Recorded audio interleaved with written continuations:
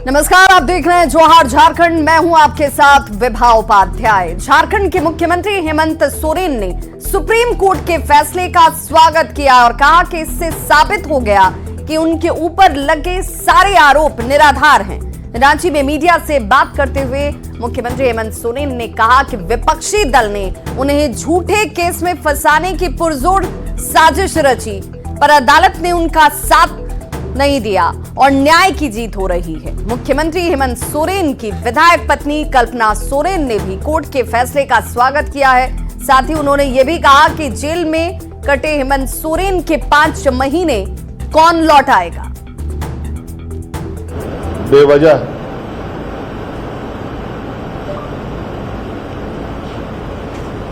जो समाज में काम करने वाले लोग हैं, चाहे वो राजनीतिक रूप से हो, सामाजिक रूप से हो,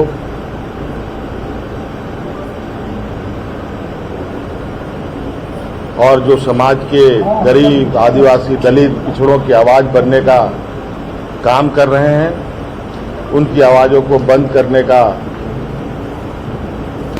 एन केन प्रकार अपने शक्तियों का दुरुपयोग कर रहे हैं। और आज पुनः सर्वोच्च न्यायालय के आदेश से ये बातें साबित होती हैं। सत्य की जीत हुई है, लेकिन मेरा सवाल यही रहेगा कि हेमंत जी के 5 महीने कौन वापस लाएंगे? मेरा सबसे बड़ा सवाल है।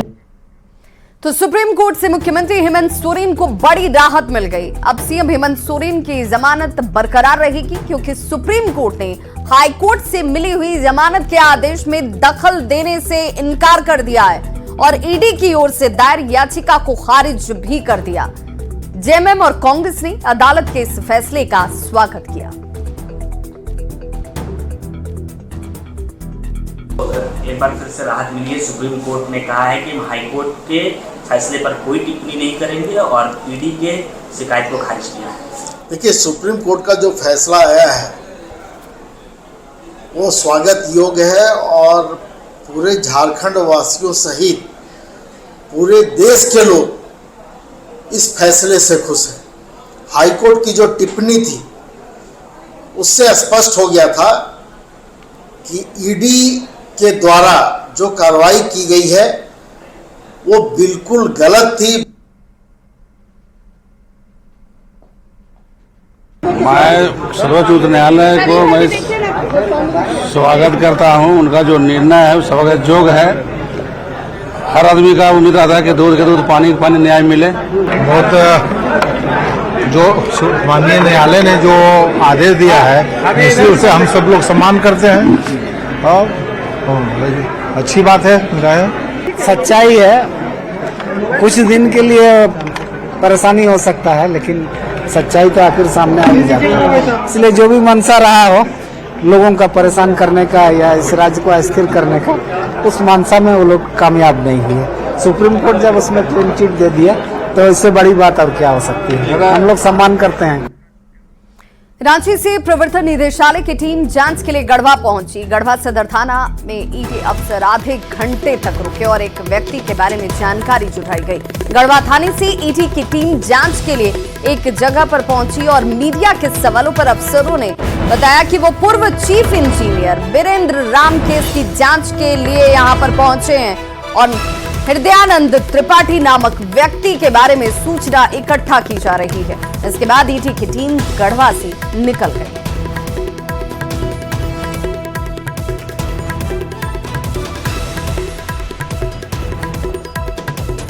तो जांच के लिए गढ़वा में ईडी की टीम की मौजूदगी की तस्वीरें आप देख रहे हैं, जहां पर कहा गया कि वीरेंद्र राम कांड की जांच के मद्देनजर यहां पर एक शख्स के बारे में जानकारी इकट्ठा करने के लिए पहुंचे।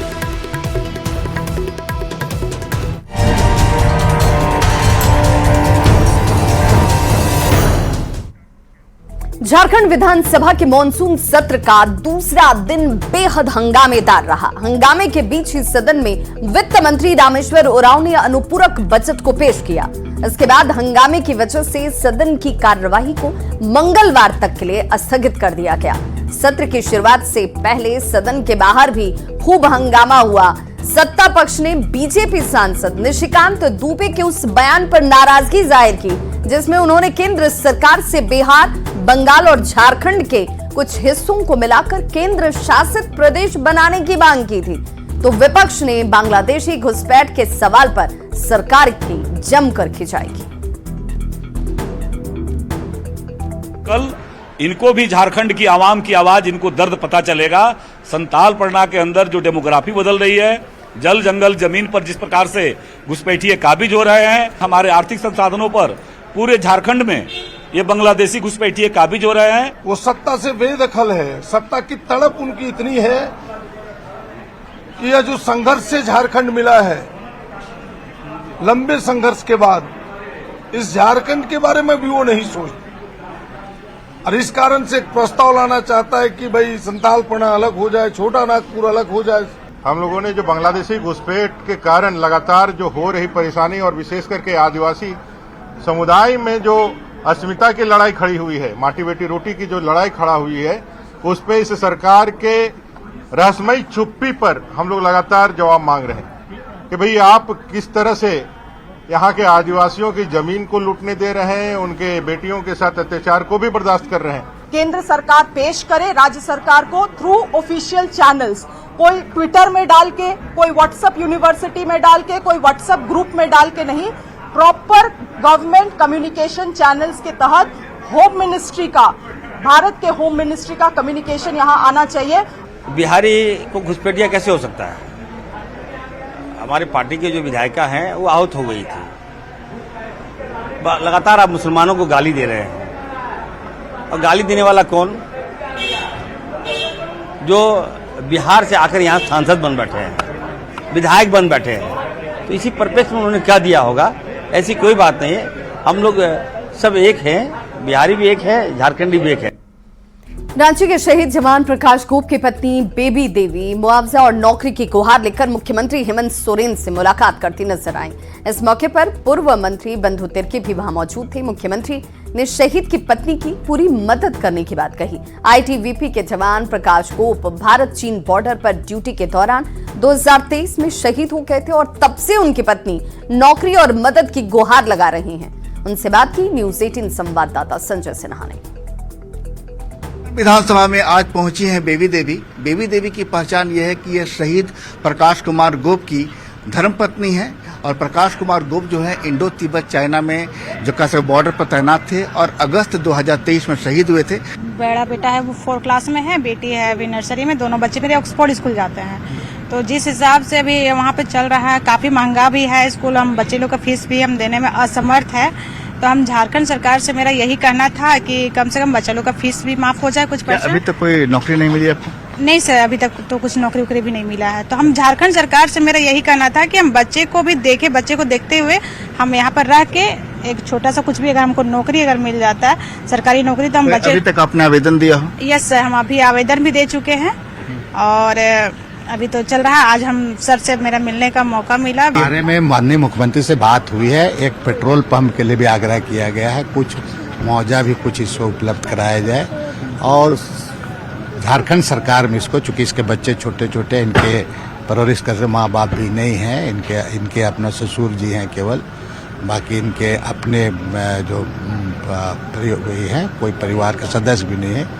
तो इनको राज्य सरकार में ही कहीं उनको नौकरी मिल जाए। वैसे तमाम लोग जो सरकार से अपनी कुछ दरख्वास्त लेकर आते हैं, वैसे लोग पहुंचते भी हैं और बेबी देवी के संबंध में मुख्यमंत्री ने संज्ञान लिया है और जाहिर है कि अब उम्मीद भी जताई जा रही है कि मुख्यमंत्री इस संज्ञान को प्राथमिकता की सूची में रखेंगे और जल्द ही इनकी मांग भी स्वीकार कर ली जाएगी। कैमरा प्रभाग के साथ संजय कुमार सिन्हा, न्यूज 18 रांची। बोकारो के चंदन क्यारी में शपथ ग्रहण सह चूल्हा प्रमुख सम्मेलन का आयोजन किया गया, जिसमें आजसू के अध्यक्ष सुदेश महतो शामिल हुए। कार्यक्रम में बड़ी संख्या में आम लोगों ने भी शिरकत की। इस मौके पर चंदन क्यारी के पूर्व विधायक उमाकांत रजक भी मौजूद रहे। वहीं मंच से सुदेश महतो ने सत्ता पक्ष पर तुष्टीकरण की राजनीति करने का आरोप लगाते हुए कहा कि तुष्टीकरण की राजनीति से किसी का भला नहीं हो सकता है। तुष्टीकरण से घर टूट सकता है, घर जुट नहीं सकता। ये तुष्टीकरण का राजनीति किछु समाज के हिंदे करना अल्पसंख्यक समाज के तो हिजे भोट करते हुंदे नहीं भोट करते हमरा को ये समाज अलग अलग करके देखल लिखियो हमरा ई घाटा मोर है कि घाटा मोर है कि दोनों परिवार में रहे तकलीफ तो हमर है कि सबले बड़ो घर पर तकलीफ तक देखना चाहिए और तकलीफ तक नेतृत्व करना चाहिए। हमारा काम तकलीफ तक नेतृत्व करना है। मेदिनीनगर में विधानसभा चुनाव को लेकर सरगर्मी इस वक्त तेज हो चुकी है। नगर निगम की मेयर रही बीजेपी नेता अरुणा शंकर ने इस बार डाल्टनगंज से चुनाव लड़ने की तैयारी शुरू कर दी है। अरुणा शंकर का यह दावा है कि जिस तरह से पार्टी ने पहले भरोसा जताया था, अगर विधानसभा चुनाव में मुझे मौका मिलता है तो मैं उस पर खरी उतरूंगी। बता दें कि डाल्टनगंज विधानसभा सीट आलोक चौरसिया बीजेपी से विधायक हैं, यहां से इस सीट पर और तीसरी बार भाजपा से चुनाव लड़ने की तैयारी में है।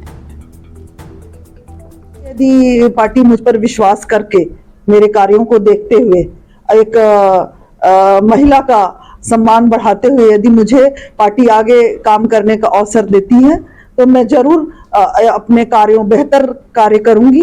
एक कार्यकर्ता के रूप में एक बेहतर कार्य करूंगी, लोगों के बीच में जाऊंगी, उनको जहां तक हो सके। हमारी पार्टी का एजेंडा ही है कि अंतिम पंक्ति में खड़ा व्यक्ति का विकास करना। तो झारखंड में विधानसभा चुनाव साल के अंत तक होने की उम्मीद है और ऐसे में सभी पार्टियां चुनाव की तैयारी में इस वक्त जुट गई हैं। अन्य दलों के टिकट पर दावेदारी करने वाले नेता भी रणनीति बनाने में जुटे हुए हैं और इसी कड़ी में कतरास के श्यामडी में आरजेडी का प्रखंड स्तरीय कार्यकर्ता सम्मेलन का आयोजन हुआ और सम्मेलन में चुनाव को लेकर कार्यकर्ताओं के साथ समीक्षा बैठक भी हुई, जिसमें बतौर मुख्य अतिथि आरजेडी के बाघमारा प्रखंड अध्यक्ष रोहित यादव और जनता मजदूर संघ के महामंत्री के छोटे भाई सिद्धार्थ गौतम मौजूद रहे। इस दौरान कई दूसरे दलों के युवाओं ने आरजेडी का दामन थामा। जैसा कि आप लोग जानते हैं कि बाघमारा में विगत 15 वर्षों से बीजेपी का विधायक कंटिन्यू जीत दर्ज कर रहे हैं, तो हम लोग इस सीट पर जीत कैसे दर्ज करें उसी संदर्भ में विचार विमर्श के लिए बैठे। अब वो जनता के ऊपर विश्वास करना नहीं करना वो जनता का विषय है। हम लोग कोशिश कर रहे हैं, कोशिश करेंगे कि जनता के बीच में जाएंगे कि एक अवसर दीजिए। आखिर जब तक भरोसा नहीं करेंगे तब तक आप देखेंगे कैसे कि विधानसभा जो चुनाव है उसको लेकर के आगे की रणनीति क्या हो, उसको लेकर के ये बैठक, तो उसमें भी मैं आया और मुझे जो लगा मैंने लोगों के बीच में रखा इस बात को। पूरा जनता मजदूर संघ का पूरे बाघमारा क्षेत्र में जो भी प्रभाव है आम जनता इनको जरूर चुनेगी। सरायकेला के खरकई नदी में नहाने के दौरान 2 बच्चे डूब गए। सूचना मिलते ही पुलिस मौके पर पहुंची और स्थानीय गोताखोरों की मदद से बच्चों की तलाश की जा रही है, लेकिन 24 घंटे बीत जाने के बाद भी अभी तक बच्चों का कोई अता पता नहीं मिल सका है। बता दें कि रविवार को लगभग सुबह 11 बजे बच्चे अपने दोस्तों के साथ आसंगी घाट में नहाने के लिए पहुंचे थे और इसी दौरान तेज बहाव में बह गए। हादसे के बाद से परिवार वालों का रो रो कर बुरा हाल है।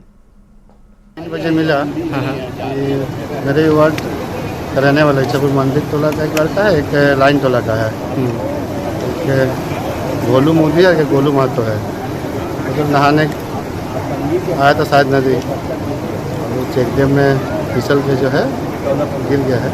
लोग प्रशासन को सूचना दिया गया है, प्रशासन अपना तरीके से व्यवस्था करा रहा है और हम लोग भी अपना तरीके से व्यवस्था करा रहे हैं। धनबाद के कुमारधुबी रेलवे स्टेशन पर धनबाद पटना इंटरसिटी एक्सप्रेस के ठहराव की मांग की गई है। यात्रियों ने कहा कि कुमारधुबी स्टेशन सबसे ज्यादा राजस्व देने वाला स्टेशन है, फिर भी रेलवे ने यहां ट्रेन का ठहराव नहीं दिया। पूरे मामले पर सांसद ढुल्लू महतो ने कहा कि Patna intercity train Kumardhubi station पर नहीं रुक रही है, जिसके लिए रेल मंत्री अश्विनी वैष्णव से बातचीत चल रही है। जल्द ही ये ट्रेन कुमारधुबी में रुकेगी। सुबह से इस क्षेत्र उत्तर बिहार में जाने के लिए कोई ट्रेन नहीं है। ये बड़ा दुर्भाग्य बात है कि ये पटना इंटरसिटी का ठहराव कुमारधुबी में नहीं है। ये अवश्य होना चाहिए और बहुत जल्द होना चाहिए, ये मेरा रेल प्रशासन से पहली मांग है। और अब बात किसानों की, जो इस बार पलामू में बेहद परेशान नजर आ रहे हैं क्योंकि कम बारिश की वजह से सीधा असर किसानों की खेती पर। आज भी गांव में सिंचाई योजना नहीं है और इस वजह से पिछले 3 सालों से किसान सुखाड़ की मार ही झेल रहा है। बता दें कि पाटन के किसान बड़े पैमाने पर धान की खेती करते हैं, लेकिन खेतों में पानी नहीं होने की वजह से इस बार धान की रोपाई नहीं हो पाई। देखिए न्यूज़ 18 संवाददाता नीलकमल की रिपोर्ट। पाटन प्रखंड के नवादा गांव में ठीक मेरे पीछे आप एक तस्वीर देख सकते हैं। ये जो दूर दूर तक नजर आ रहा है, ये खेत जो नजर आ रहा है जो पूरी तरह से खाली पड़ा है। अब तक इसमें धान की रोपनी होती थी, मगर अभी तक पर्याप्त वर्षा नहीं होने की वजह से आप देख सकते हैं कि पूरा खेत जो है ये खाली है। और आपको बता दूं कि पाटन प्रखंड का ये इलाका जो है धान की पैदावार के लिए जाना जाता था, मगर ये तीसरा साल है जो इस तरह के हालात से यहाँ के किसानों को गुजरना पड़ रहा है। बारिश तो सर मैंने बारिश तो ही भी नहीं किया है, मक्की भी माड़ी मोटी लगाए और धान बिहन भी समझिए कि पानी नहीं हुआ है तो सब मैंने सूख रहा है बिहन। और नहर है तो नहर जब तक बारिश नहीं होगा तो उसे नहर से तो कोई आगे के पानी की आशा है नहीं। इसी में देखे हम लोग सब्जी मतलब मैंने खेती करते थे ना कि धान बेचते थे, मगर क्या कहे अभी ऐसा 2 साल से स्थिति है कि हम लोग मैंने कि गवत पुरान पर मवसी के नहीं पूर्ण पा रहा है जी। तो बिहान मार रहा था, ये तो बिहान कैसो कैसो और पनिया हुआ तो बचा ना तो बिहान सूख रहा था। मौसम ने भी दगा दिया है, अभी तक पर्याप्त बारिश नहीं हुई है जिसकी वजह से खेत पूरी तरह से खाली पड़े हैं। नीलकमल, न्यूज़ 18 पलामू। बिहार से लॉरेंस गैंग के 2 सदस्यों की गिरफ्तारी के बाद पूछताछ में उन्होंने बड़ा खुलासा किया है, जिसके बाद Jharkhand ATS Lawrence Bishnoi gang और अमन साहू गैंग के खिलाफ बड़ी कार्रवाई करने की तैयारी में है। देखिए हमारी ये रिपोर्ट।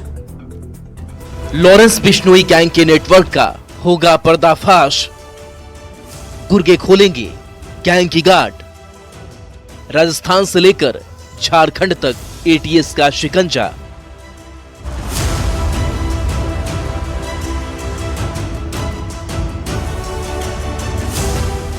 दिल्ली के तिहाड़ जेल में बैठकर देश भर में अपराध का नेटवर्क चलाने वाले लॉरेंस बिश्नोई और झारखंड में जेल में बंद गैंगस्टर अमन साहू पर शिकंजा कसने के लिए एटीएस ने पूरी तैयारी कर ली है, ताकि इस गैंग का न सिर्फ पर्दाफाश किया जा सके बल्कि खात्मा भी हो। कुछ दिनों पहले लॉरेंस बिश्नोई गैंग के 2 सदस्यों की गिरफ्तारी बिहार से की गई थी, जबकि एक गुर्गे को राजस्थान से दबोचा गया था, जिनके पास से हाईटेक हथियार बरामद हुए थे।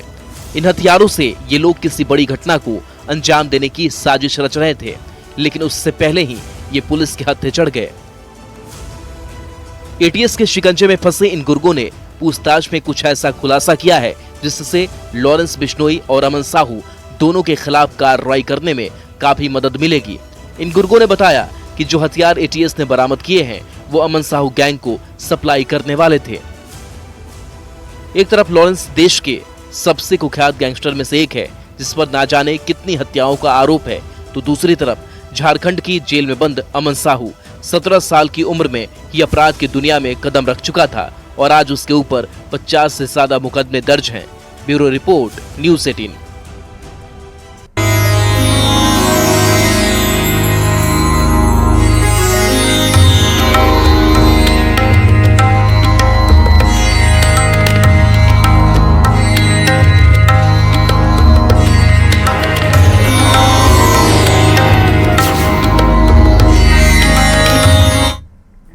सावन की दूसरी सोमवारी के मौके पर देवघर में श्रद्धालुओं की भीड़ देखते ही बन रही है। अलग अलग राज्यों से आए कांवरियों ने सुबह से ही कतारों में लगकर बाबा भोलेनाथ पर जलार्पण किया है। पूरा मंदिर परिसर ओम नमः शिवाय और बोल बम के नारों से गुंजायमान है। आज बाबा बैद्यनाथ मंदिर में लगभग 8 किलोमीटर लंबी भक्तों की कतार लगी हुई नजर आई। देखिए न्यूज़ 18 संवाददाता मनीष दुबे की रिपोर्ट। देवनगरी देवघर में आस्था का जनसैलाब उमड़ पड़ा है। मध्य रात्रि से ही कांवरिया कतारबद्ध होकर अपनी बारी का इंतजार करते हुए नजर आ रहे हैं। इस वक्त हम मौजूद हैं देवघर के बाबा बैद्यनाथ मंदिर प्रांगण में और यहाँ की आप स्थिति देख सकते हैं कि लगातार जो कांवरिया हैं वो जलार्पण करते हुए नजर आएंगे। भारी संख्या में आज कांवरिया यहाँ पर पहुँचे हुए हैं। ये तस्वीर जो आप देख रहे हैं ये बाहे अर्घा का है। देवघर के बाबा बैद्यनाथ मंदिर में 2 अर्घा लगाए गए हैं, एक गर्भगृह के अंदर और दूसरा बाहे अर्घा यानी मंदिर पर प्रांगण में, ताकि जो श्रद्धालु गर्भगृह में प्रवेश नहीं कर पा रहे हैं उनके लिए यह सुविधा दी गई है। जिस तरह से आप देख सकते हैं ये बाहे अर्घा लगाया गया है और ठीक इसी तरह जो है गर्भगृह के अंदर जो है अर्घा लगाया गया है, जिसके माध्यम से लगातार जो कांवरिया यहाँ पर पहुँच रहे हैं वो जलार्पण कर रहे हैं। इसके अलावे मंदिर के शीर्ष पर जो है बड़े LED स्क्रीन लगाए गए हैं, जहां पर लाइव टेलीकास्ट जो है बाबा बैद्यनाथ मंदिर के गर्भगृह से दिखाया जा रहा है। मनीष दुबे, न्यूज़ 18 देवघर। तो इस बुलेटिन में बस इतना ही, लेकिन न्यूज़ 18 बिहार झारखंड पर खबरों का सिलसिला लगातार जारी है।